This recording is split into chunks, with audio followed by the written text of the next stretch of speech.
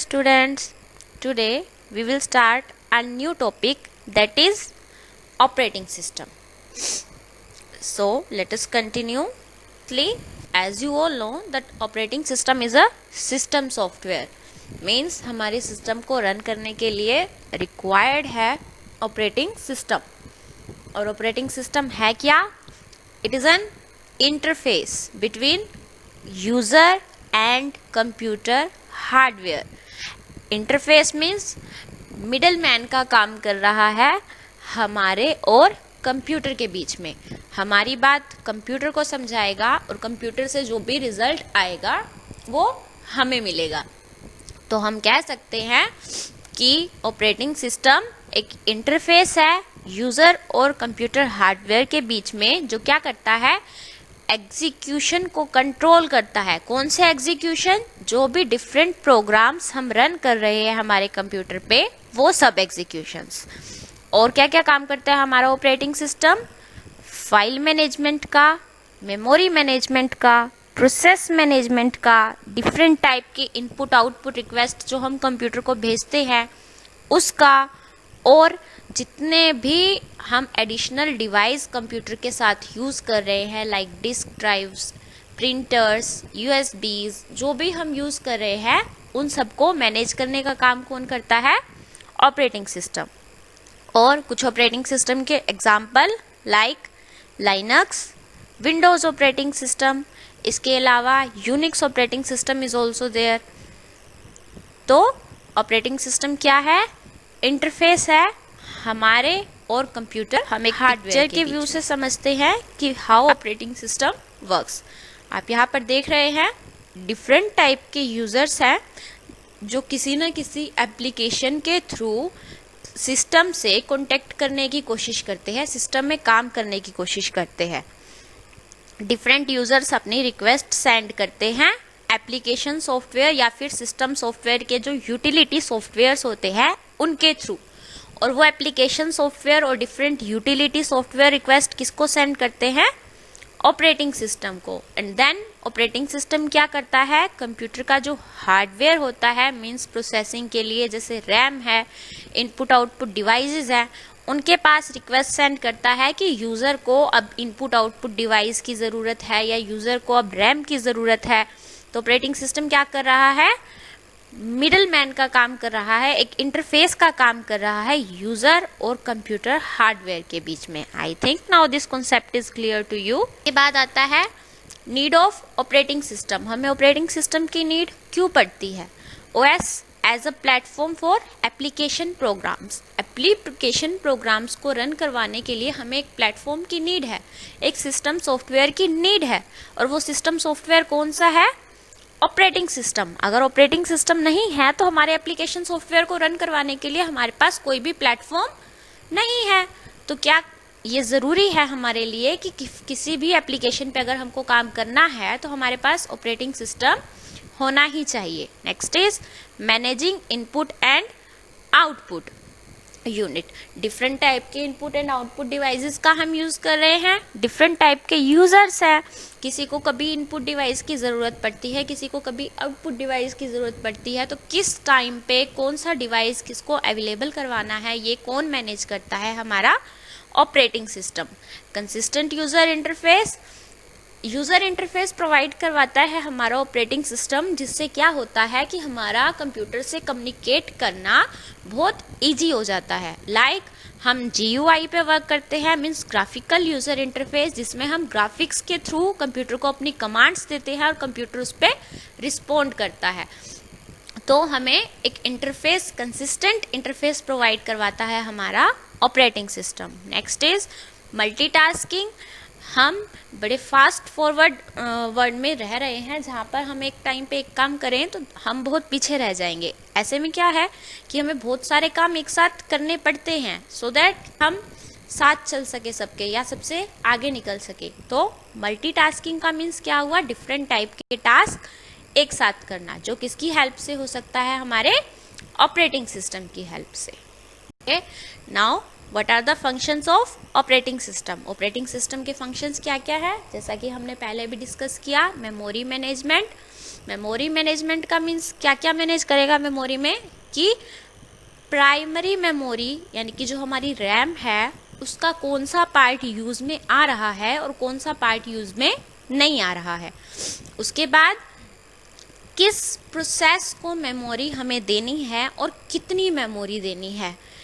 जब भी कोई प्रोसेस हमसे रिक्वेस्ट करती है तो उसको मेमोरी एलोकेट करवाना, और जब वो प्रोसेस अपना काम खत्म कर चुकी होती है तो मेमोरी को डीएलोकेट करवाना, ये सब कौन करता है, हमारा operating system. Next is processor management. Processor का काम क्या होता है, प्रोसेसिंग करना, हमारे ट्रैफिक को कंट्रोल करके रखना, लाइक किस टाइम पे किस प्रोसेस को सीपीयू देना है, किसको नहीं देना है, ये हो गई प्रोसेसर मैनेजमेंट। इसमें क्या होता है, allocation of CPU to a process, कि किस टाइम पे किस प्रोसेस को सीपीयू मिलेगा और उसका काम खत्म होने के बाद उसको डीएलोकेट कर देना, ये हमारी किसकी फंक्शनिंग है, ऑपरेटिंग सिस्टम की। Next is device management. Device management का मीन्स क्या है, कि हमारे पास इनपुट आउटपुट जो डिवाइस हैं उन सब का रिकॉर्ड रखना, कि किस टाइम पे कौन सा डिवाइस यूज में है और किस टाइम पे कौन सा डिवाइस फ्री है। उसके बाद किसी भी यूजर की अगर रिक्वेस्ट आती है इनपुट या आउटपुट डिवाइस के लिए, तो वो डिवाइस उसको देना और कितने टाइम के लिए देना है ये कौन डिसाइड करेगा, ऑपरेटिंग सिस्टम। उसके बाद जब वो प्रोसेस या यूजर अपना काम खत्म कर लेता है उसके बाद डिवाइस को डीएलोकेट करवाना ताकि वो किसी और के यूज में आ सके। Next is file management. File management में क्या होगा, डिफरेंट टाइप की फाइल्स का रिकॉर्ड मेंटेन करके रखना, वो किसमें आता है, फाइल मैनेजमेंट में। लाइक हम किसी प्रोसेस पर काम कर रहे हैं, उसे किसी फाइल की नीड है, वो फाइल कहाँ पर रखी हुई है, किस जगह पर है, उसको वहां से पिक करना, ये सब काम कौन करता है, हमारा ऑपरेटिंग सिस्टम। तो क्या हुआ, एलोकेशन ऑफ द रिसोर्सेज, यानी कि किसी भी प्रोसेस को जब भी किसी फाइल की नीड होगी तो वो उसको प्रोवाइड करवाएगा ऑपरेटिंग सिस्टम, और जब वो अपना काम खत्म कर चुके होंगे तो उसको डीएलोकेट कर देगा। इस सिक्योरिटी, अनऑथराइज एक्सेस से हमारे कंप्यूटर को बचा के रखना, that is security. Next is control over system performance. Means हमारा सिस्टम किसी भी एक पर्टिकुलर प्रोसेस को ज़्यादा वेटिंग टाइम में ना रखे, और जो भी प्रोसेस वो इस टाइम पे वर्क कर रहा है जिस भी प्रोसेस पे, उसको एक रीजनेबल टाइम में ख़त्म करके नेक्स्ट प्रोसेस के लिए अवेलेबल हो जाए। वो होता है सिस्टम का performance. Means response time higher होना चाहिए और वेटिंग टाइम लोअर होना चाहिए। तो इसका ध्यान कौन रखता है, हमारा operating system. Next is job accounting.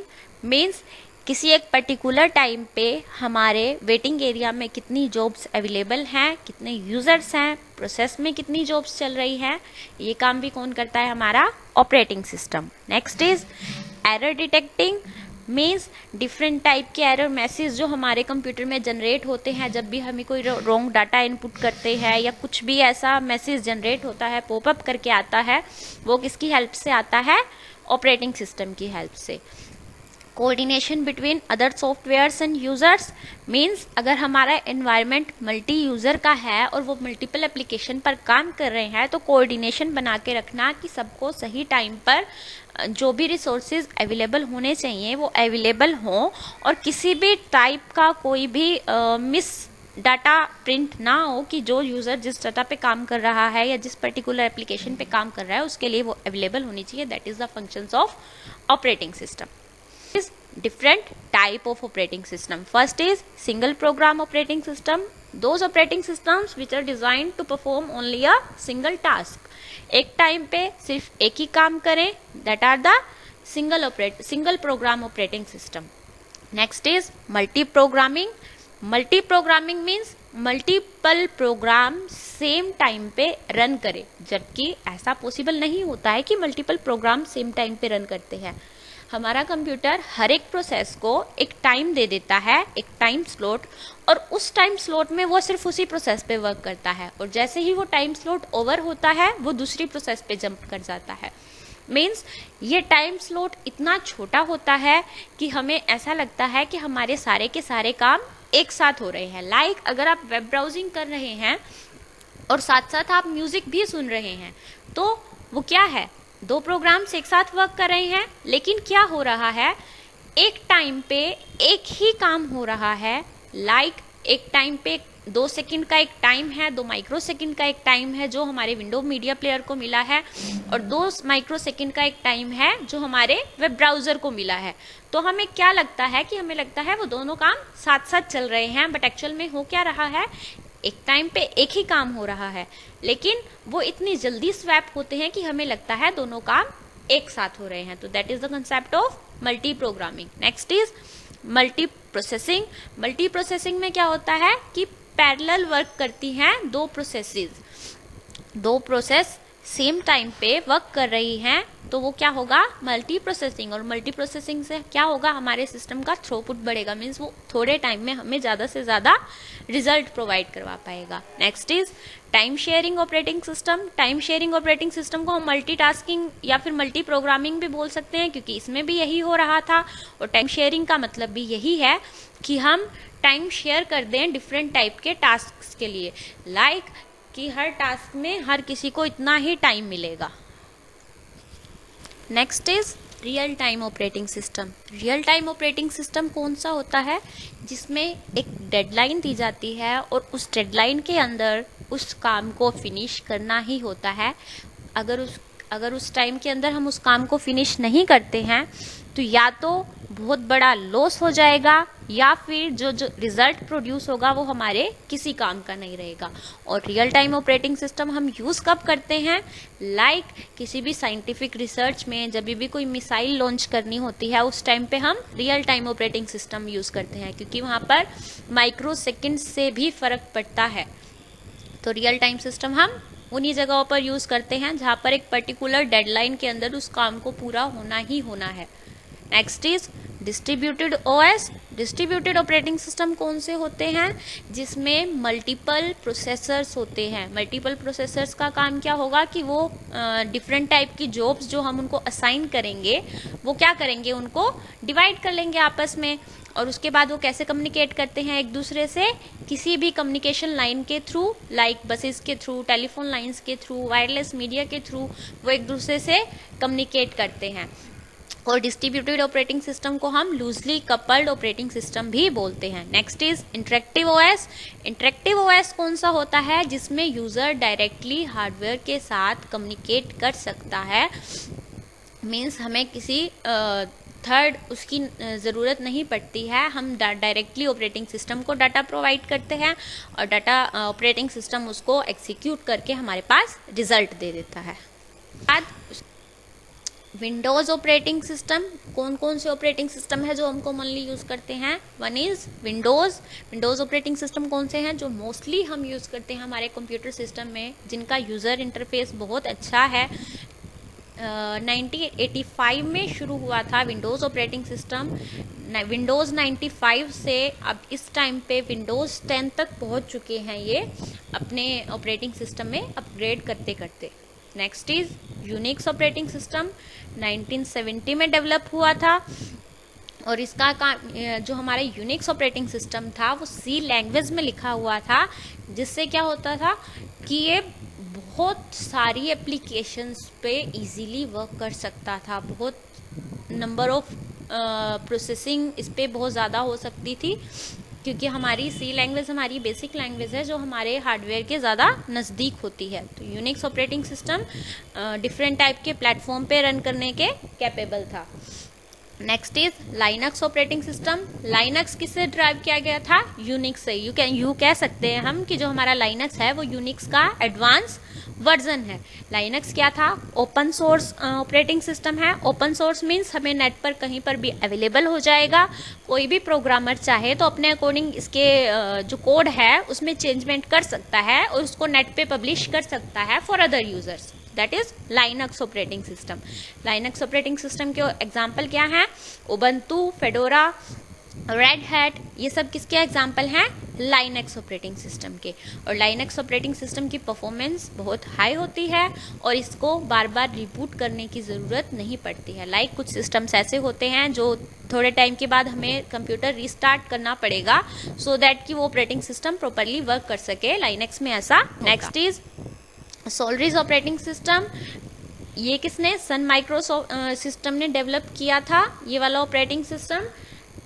इसका मेन जो इसकी फंक्शनैलिटी थी वो क्या थी कि वायरस और डिफरेंट टाइप के मालवेयर्स के अगेंस्ट हमको पूरा प्रोटेक्शन प्रोवाइड करवाता था, यानी कि सिक्योरिटी के मामले में बहुत ज़्यादा एफिशिएंट है ये operating system. Next is Bose. Bose means Bharat operating system solution. ये सीडेक ने डेवलप किया था। सीडेक क्या है? Central development of advance computing, हमारे इंडिया की है।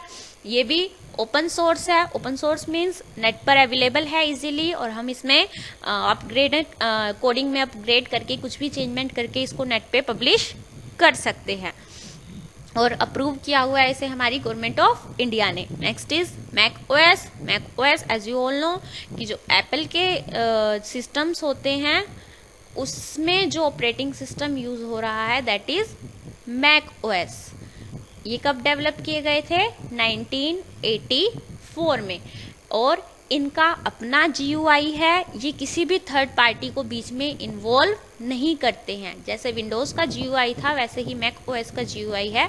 अट्रैक्टिव है, इजी टू यूज है, बट किसी भी थर्ड पार्टी को बीच में इन्वॉल्व नहीं करते हैं। मोबाइल्स के डिफरेंट ऑपरेटिंग सिस्टम कौन से हैं? One is Android. एंड्रॉयड को बाद में किसने टेक ओवर कर लिया था? गूगल ने। ये क्या है? ओपन सोर्स ऑपरेटिंग सिस्टम है। इसमें क्या होता है? डिफरेंट टाइप की एप्लीकेशंस हम यूज़ कर सकते हैं इस ऑपरेटिंग सिस्टम के थ्रू। एंड्रॉयड के डिफरेंट वर्जन नेट पर नेट आपके मोबाइल पर अवेलेबल रहते हैं, like cupcake, donut, eclair, gingerbread, honeycomb. इस तरह से इसके डिफरेंट जो अपडेशंस हैं वो आते रहते हैं। नेक्स्ट इज आईफोन ओएस या iOS। जो एप्पल के मोबाइल फोन्स में जो ऑपरेटिंग सिस्टम यूज हो रहा है दैट इज iOS। iOS में क्या होता है कि इसको भी किसी जैसा कि हमने अभी पीछे भी पढ़ा है मैक ओएस सेम, इसमें भी कोई थर्ड पार्टी इन्वॉल्व नहीं होती है और जो इसमें ऐप हम रन कर सकते हैं वो स्पेशली इसी एक पर्टिकुलर प्लेटफॉर्म के लिए यूजेबल होती हैं। Next is Windows mobile. हमारे विंडो ऑपरेटिंग सिस्टम से